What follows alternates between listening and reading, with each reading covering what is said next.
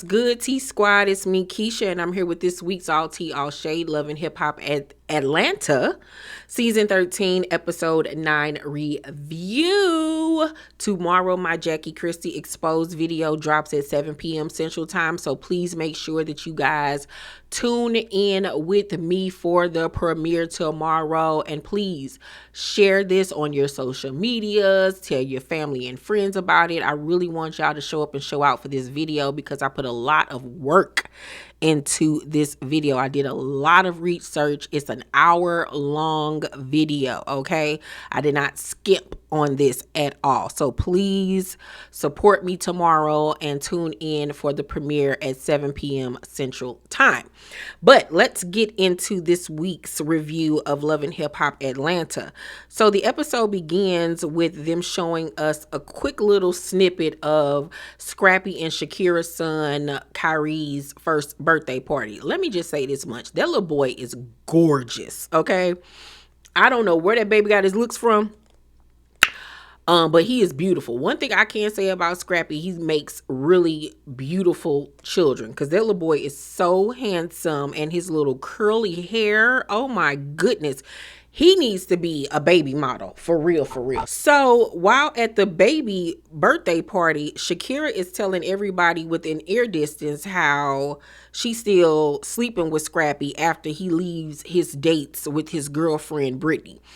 And I'm, for the life of me, just trying to figure out, why does she think that that is a flex? Why are you even proud enough to be going around telling everybody this? Because it simply makes you look like a fool and a whore, a easy lay, a jump off. You know what I'm saying? Like, that's all you worth is a wet ass, literally. You ain't worthy enough in his eyes to even court, date, take out. You are the chick I call up after I leave the club, after I leave my whatever, my little yang yang, and I come over there and hit, and then I go on about my business. Like, I wouldn't be telling nobody this because it's not cute at all. Like, you look ridiculous. So then we go to Bambi's house, and she has called off the engagement with Ray Face after the incident that happened at their engagement party. And she talks about this with Malaysia. Malaysia made a little appearance on the show. It was good seeing her on my screen. Zale comes over too, and they all in Bambi's bed talking about what happened. And Zale tells her that Ray allegedly told him that Zay told him somebody was coming with receipts on him, and so that's why he turned up on Zale. And I mean, it wasn't a lie. I mean, Zale did have tea on the dude or whatever, and it was just all ridiculous. You could tell on last week's episode that Bambi was really concerned that they might try to jump Zale or something like that because he had a lot of people there that she didn't even know, so she didn't know how they was moving or whatever. And Malaysia is like, well, wait a minute. How would Zay know anything about your relationship? Like, what is Sierra over there telling him? And Bam was like, I don't think she telling him anything or whatever. I don't think that it's nothing like that. I honestly think that Ray is lying, right? I don't know. I don't think that he's lying, because how would he know that? How would he know about the Zale situation?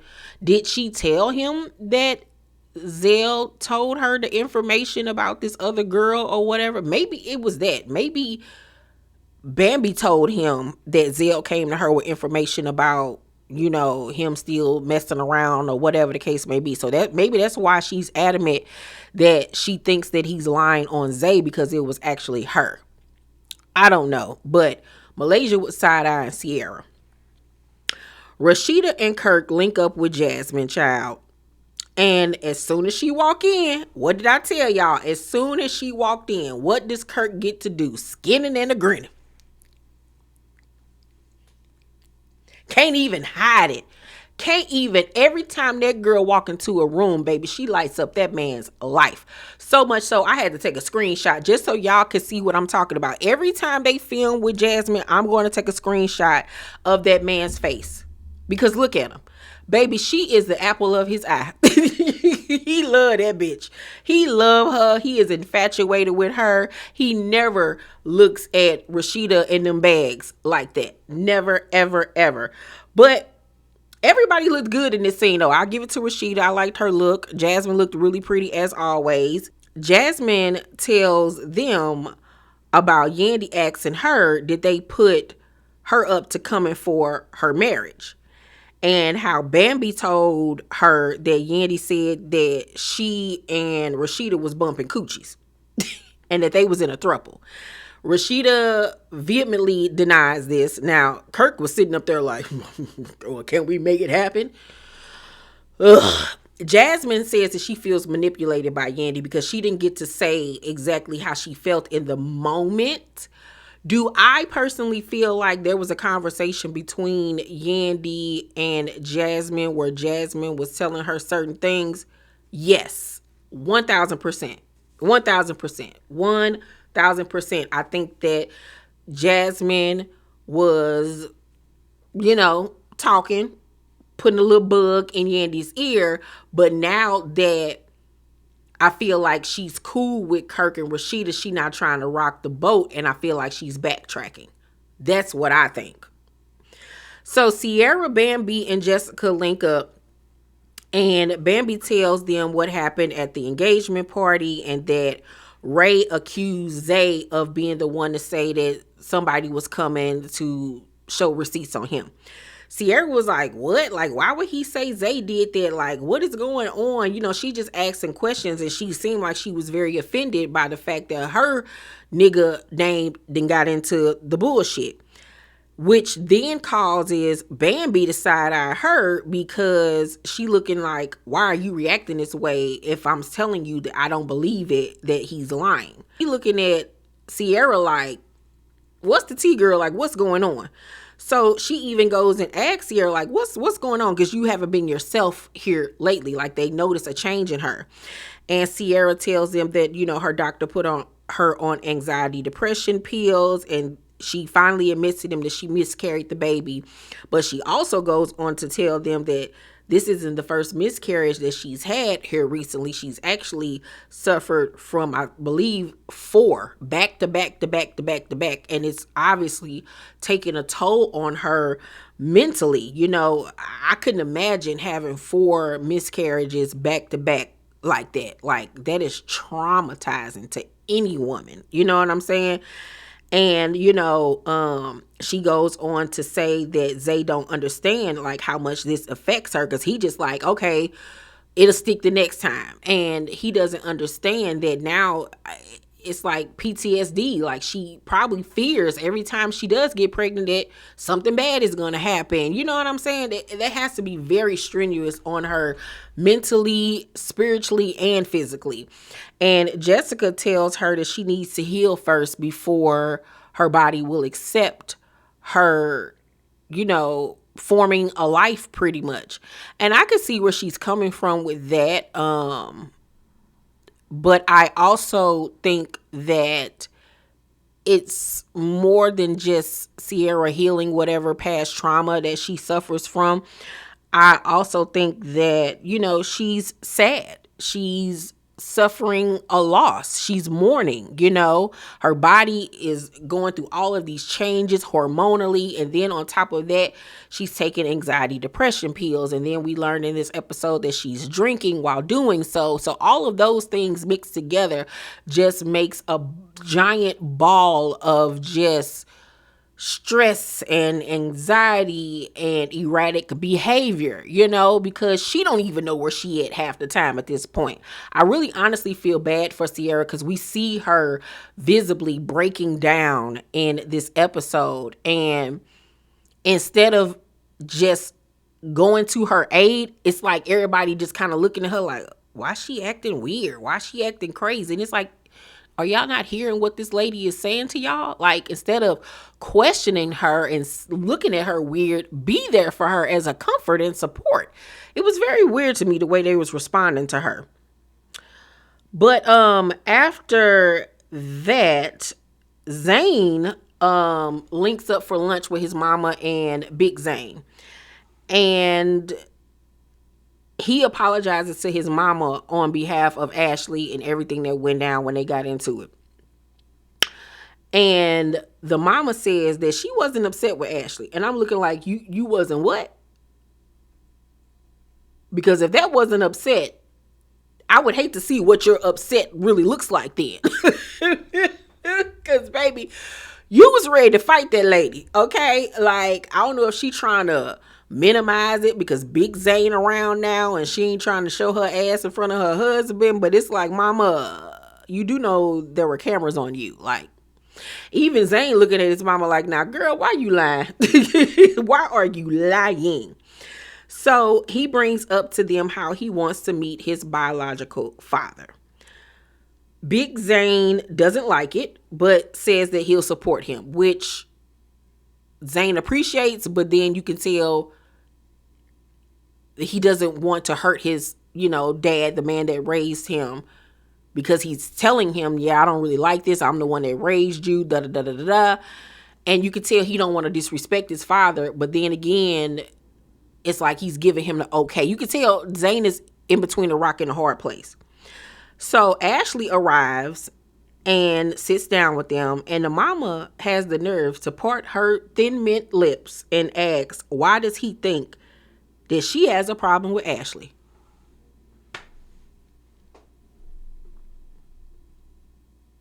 Maybe because you're very snarky to her. Every time y'all talk, you try to one up her, you try to big dog her, you try to look girl her.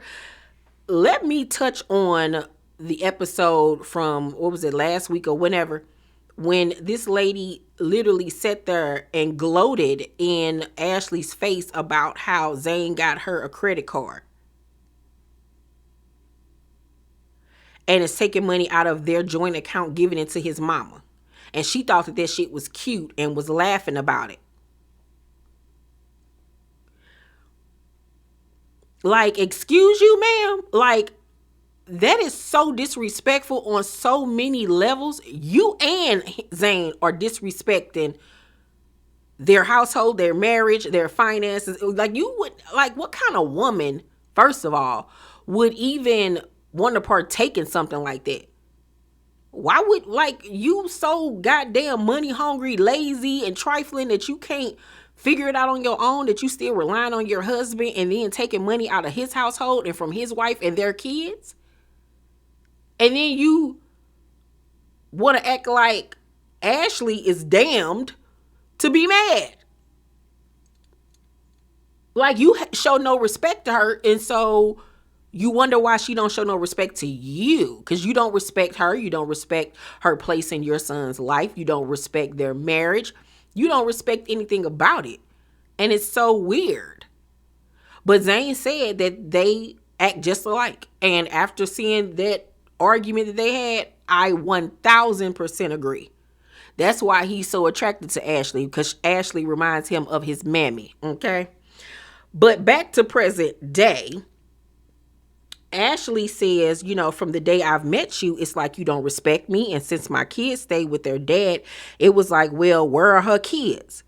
And the mama says, I mean, you took your kids and split them apart. And Ashley was like, no, I didn't. And Zane co-signs it.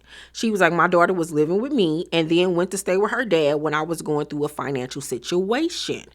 And so instead of asking Ashley that, the mama just assumed and thought the worst of her, instead of actually going to her and maybe sitting down and asking, like, what happened to, the fact that your kids are living with their dad, instead of just assuming the worst of her. And Ashley explains, why she would never keep her kids from their dad, because it was done to her as a child and it gravely affected her. And she gets emotional and starts to cry. And Zane's mama now understands her plight and says that she never didn't respect her, and goes over and gives her a hug and apologizes. And, it just looked like Ashley was just like, all right, for the moment, but there's so much resentment built up there that I don't think they'll ever have a close bond with each other. Like, how could you? It's too much disrespect that has been shown on both sides. And I do think that the mama's apology was performative. You don't go from aha and doing all that she was doing the other day to now you want to act like you Mother Teresa. Like, lady, please go have several. Please stop. Please. So Karlie has got a new restaurant. I don't know how many she got now, but she's opening a new location, and she invited Yandy and Sierra over to see it. Yandy asked her why she wasn't at the asked Sierra why she wasn't at the engagement party, and she was like, "I was there, you know." And Sierra tells them what, you know, Bambi told her that Ray said about Zay. And she says that she feels like Bambi was low-key blaming her for the breakup. But she does say in her confessional that, you know, with everything she got going on, maybe she is overreacting. Maybe she is doing the most. And I agree with the latter, because that's not what she was doing. I think that you're in your head and, you know, you got so much going on. You're spiraling and everything is a trigger point for you at this point. Karlie says that Jessica did an interview with Tilo and was taking pictures with him, and she got an issue with that.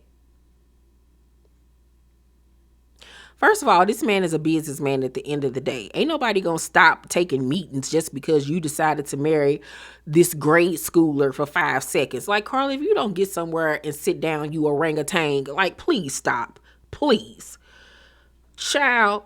But Yandy co-signs thinking and feeling like Jessica is fake, because she goes on to call her a con artist, because she didn't like the fact that last season Jessica came to her with tears telling her about Mendices and her niece and this, that, and third. But then she said in the next scene, it was like she was leading the brigade to break up their marriage or whatever. I don't think that that's true. I think that Yandy is in survival mode right now. Yandy is fighting for her goddamn life, okay? And I think anything that anybody says about Mendices, her, their marriage, she's going to be combative. Is it right? No. But that's her marriage, and that's what she is fighting to, I guess, keep intact, to keep the veil up, to keep pretending. But we all see that London Bridge is falling down. It had been demolished, child, and it's over. Like, I don't understand why they just don't break up at this point, because he outside and we see that. We see that Mendices is outside, okay? We know that you've been outside. Stop faking in front. It ain't like that with y'all no more. Just make a clean slate. I think that Mendices even moved out, if I'm not mistaken, because I was watching Lil Mendices' YouTube channel and he did a prank on his daddy, and he went over to what looked like an apartment that Mendices was at. It wasn't his house. So I don't know what the hell is going on. I don't know if they was in New York. I don't know if they was in Atlanta. But if they was in Atlanta, then he was staying in an apartment that was not his home with Yandy. So I don't know. But they just need to stop faking and fronting for real, for real. But I don't think that Jessica was being two-faced and trying to tear down her marriage. I think that she saw a woman who was accepting bullshit and faking and pretending. And I think that she was low-key disappointed in Yandy, more so than anything. Like, girl, I can't believe you sitting up here trying to play in my face and act like it was you that was texting my niece. Like, are we really about to play these games? Like, seriously, Yandy? Really? Karlie says that she's also mad that she saw pictures of Bambi with Tilo in his office. And it's just like, once again, bitch, he runs a network, a streaming service. He does business with Love and Hip Hop reality stars. He's done business with Scrappy. He's done business with you. He's done business with Chaotic. He has taken meetings with Mama D. Like, girl, please have several, Karlie. So Sierra arrives and tells Yandy that she heard a recording of Mendices. And it's like she's talking all over the place and they not really understanding what she's trying to get at. But Sierra makes it clear that she sounds nuts and that she sounds all over the place because she's trying not to say too much on camera, pretty much. But Karlie says as she's speaking that she smells the alcohol on Sierra's breath. Now, mind you, they asked her if she wanted to drink and she said yes. So I don't know if she was trying to make it seem like while they were there and she was drinking that she got tipsy, or was she trying to say that she reeked of liquor, like she came in already, sauced up, and then Karlie even goes on to say in her confessional that being in this industry, I've had friends who resort to alcohol or schmugs, and I don't want to see her go down that path, because at this point Sierra's crying. She's revealed to them about the miscarriages and everything, and about the anxiety medication and everything, and how maybe she shouldn't be drinking while she's taking the medication, because she doesn't know, like, if she's she just all over the place. But yeah, you should not be drinking while you're taking anxiety depression pills, girl. You cannot do that. Like, I don't know what the hell she over there on. But once again, instead of trying to put it out there like she an alcoholic and like she a druggie, once again, why are y'all not focusing on the trauma that she's going through and stop trying to make things so salacious? I didn't really care for Karlie saying that about, her other friends getting on schmugs and being an alcoholic and all of this type of stuff. Like, that's not necessary. Why even put that out there for people to take that and run with it? I thought that was totally irresponsible for her to do that. And I really ain't liking the way production is trying to paint Sierra as like she's going crazy, like she's just out of her mind. Do y'all not realize that this lady is going through it? Like, come on, have some sympathy, like, Jesus. So then Ashley throws Zane a birthday party, and she lets everybody know that she has a special invited guest. And lo and behold, it's his biological brother and his wife. So Zane is like stunned that they're there. He's spoken to him, but they've never met face to face.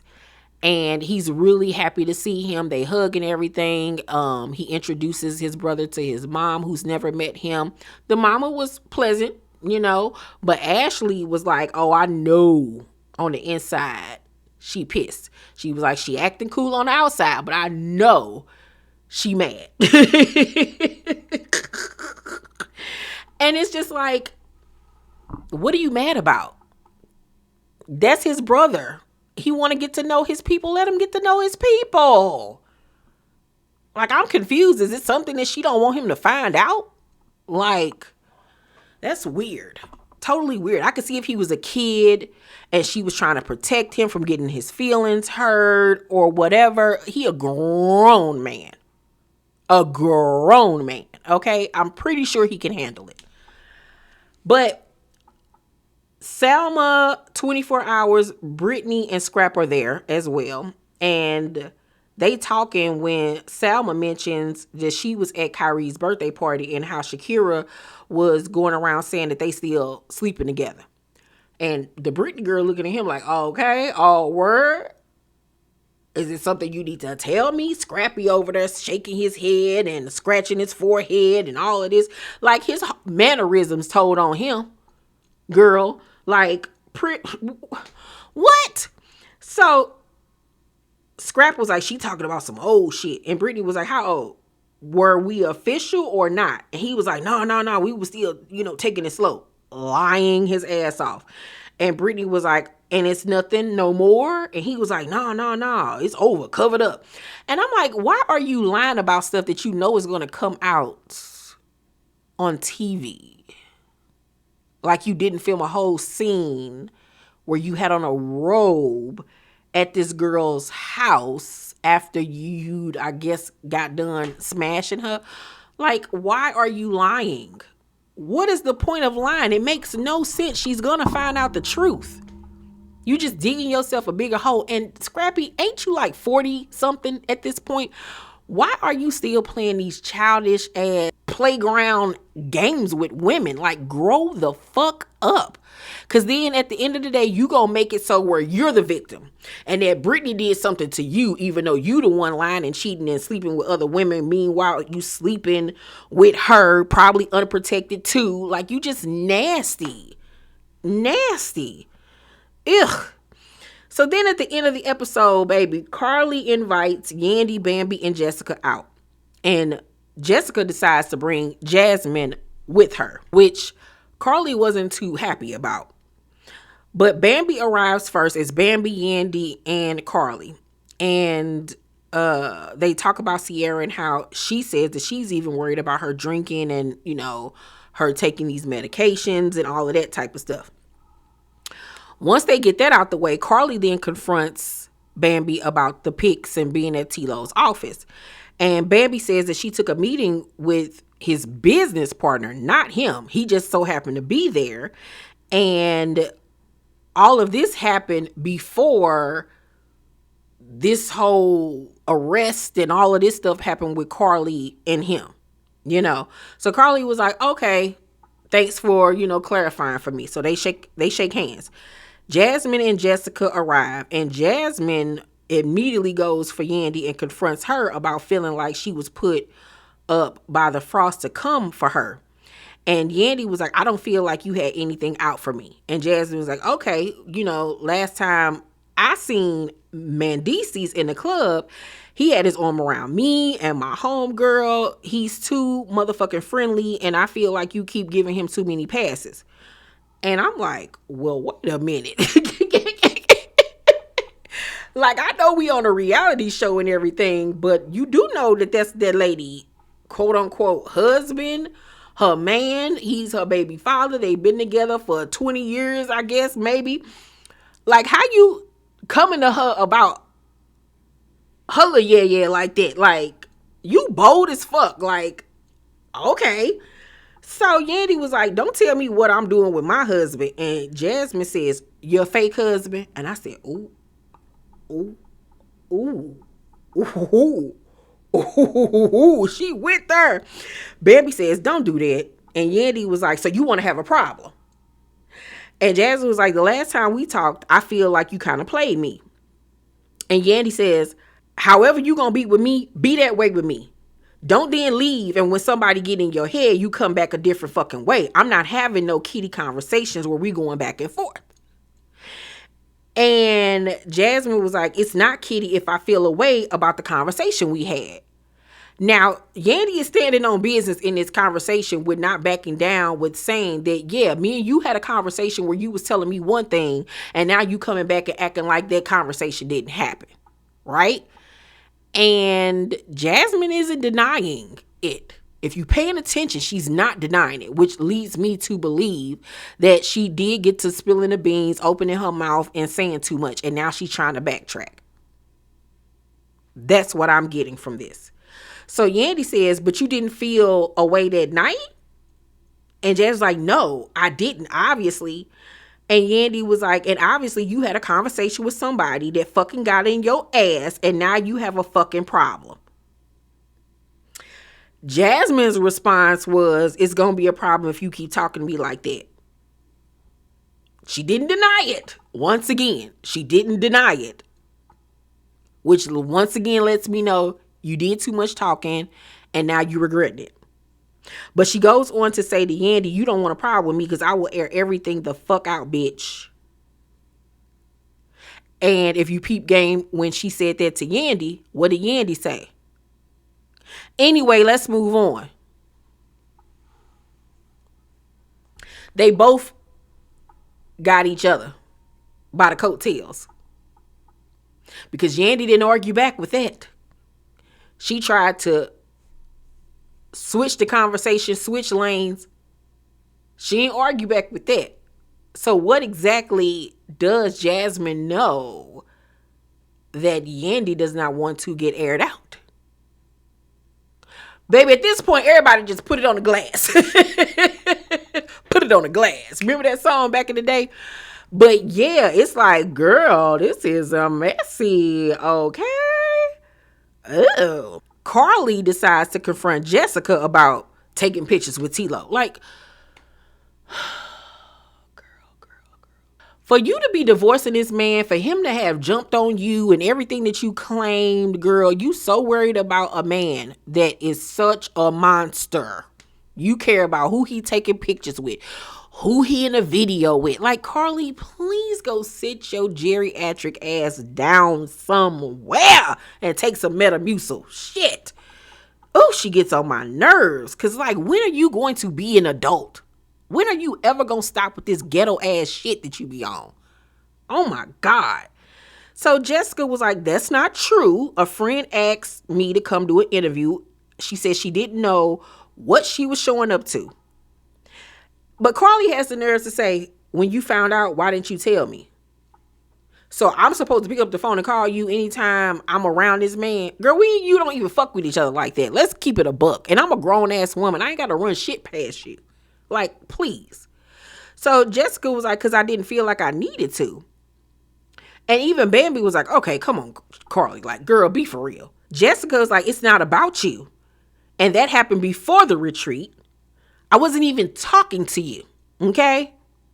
So Karlie was like, you don't give a F about anybody but yourself. And Jasmine clocked her real quick and said, did you give a fuck about my friend that was pregnant when you got with your so-called husband? Baby, she hit Karlie with a one-hitter quitter real quick, okay? Karlie says, did I know she was pregnant? No, I did not. Girl, bye. You are a motherfucking Inspector Gadget. You knew what the hell was going on and you didn't give a fuck. That's why you got bopped upside your head. So Jasmine was like, yes, you did. Jessica gets up from the table and just walks away. I don't know if she went to go powder her nose. I don't know if she was like, fuck this, I'm done. But she got up and left. Karlie was like, I ain't gonna let no bitch play me, not no stripper bitch. We are not on the same level, honey. I'm up here. That bitch is still stripping and making his baby look real bad.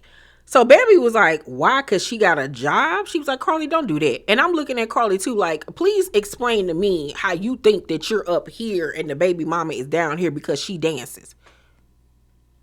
Y'all the same bitch. Except for she's younger. You just got a little bit more bread and opportunity than she has. But let's not act like you ain't been a hoe your whole entire life. You've been hoeing since the 90s.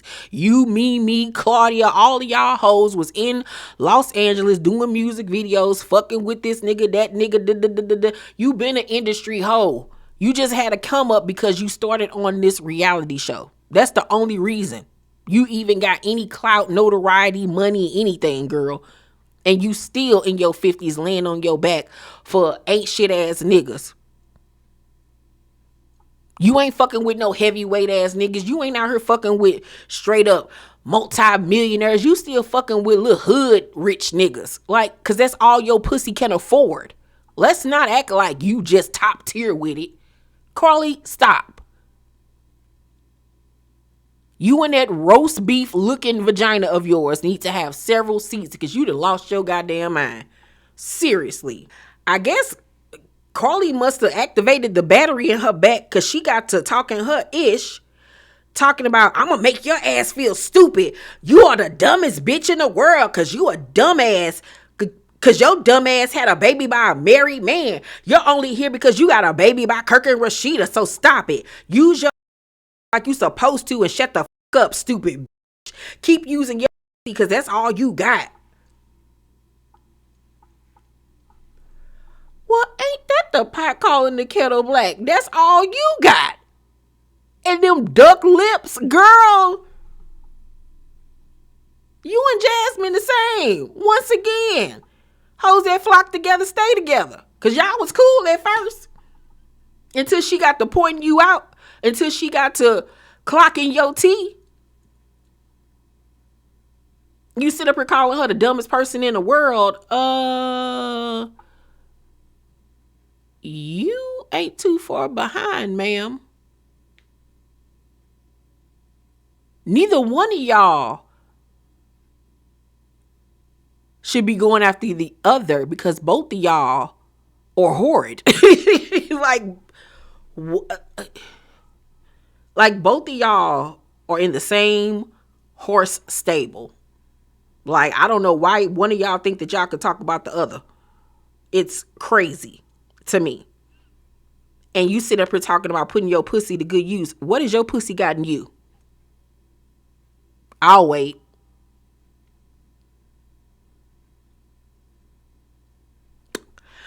So Jessica comes back to the table. I don't know, once again, did she go use the bathroom? Did she try to leave and producers talked her into going back? But she comes back to the table. And she wants to have a conversation with Yandy. And she tells Yandy that she was angry with her for taking the fall for Mendices with the situation with her niece. Yandy was like, you put your niece in it. Didn't nobody know about your niece. He didn't even know your niece. I know your niece. I DM'd your niece. So Jessica was like, I'm a man hater. We all know that. I was mad at him and I'm still mad at him because he let you take the fall. And Yandy says, he ain't let me take no fall. Jasmine says, he always letting you take the fall. And Yandy says, are you dumb? And Jessica says, no, are you? Yandy says, why do you curse so much? And Jessica says, I do. And Yandy says, then don't. And Jessica says, well, I do. And Yandy says, but don't. It's annoying. So Jessica was like, say less. We're done here. I love you. Godspeed. And Yandy says, love me different. And Jessica says, I love you the same way Mendici loves you. And then Yandy and Karlie go to leave. Jasmine gets in one last dig at Karlie. Karlie get to acting like she about to do something, like she about to pick up something and throw it, and just acting a monkey child. And then the episode goes off. As far as Jessica and Yandy goes, I do think that Jessica is way too invested in the situation. It's like, okay, you told her about your niece. She gave you her response or whatever.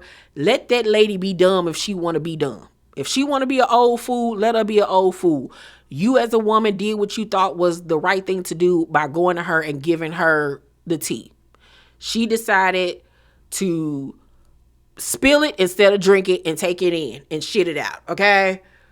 Why are you so mad talking about you mad at Mendices and this, that, like, why? Like, he ain't your husband, girl. Why do you care? So I'm with Yandy on it. Like, it's weird. Like, simmer down. But as far as Yandy is concerned, I don't know why she's doing this to herself. It ain't like you need him financially unless it's something about y'all relationship that we don't know. But I would think that over the years you have built quite a portfolio for yourself. You got businesses, you know what I'm saying? You've been on this show you've been on reality television now for like what, 15, 16, 17 years, you know? So it's like, do you want to stay with Mendices to just say that you got him, that he yours still, that you didn't stick beside him for all those years for nothing? Is that why you're holding on so tight and trying to make fetch happen? Because other than that, I really don't understand why. It's apparent y'all relationship is done and over with. Maybe y'all can just be great friends and co-parent, but the relationship looks like it's dead. I see no chemistry between y'all. I don't see no hugging, no lovey-doveyness, no nothing. You know what I'm saying? And you out here fighting for your life, and he out here doing what the fuck ever he want to do. So I don't really get it. I don't get it at all. Maybe it's not for me to get, but it's quite ridiculous, you know? On next week's episode, her and Rashida are going to finally have their one-on-one sit down. And I still stand firm that Rashida and Kirk have no reason to be treating and feeling some type of way towards Yandy and Mendices because they did nothing to them. They did nothing to them at all.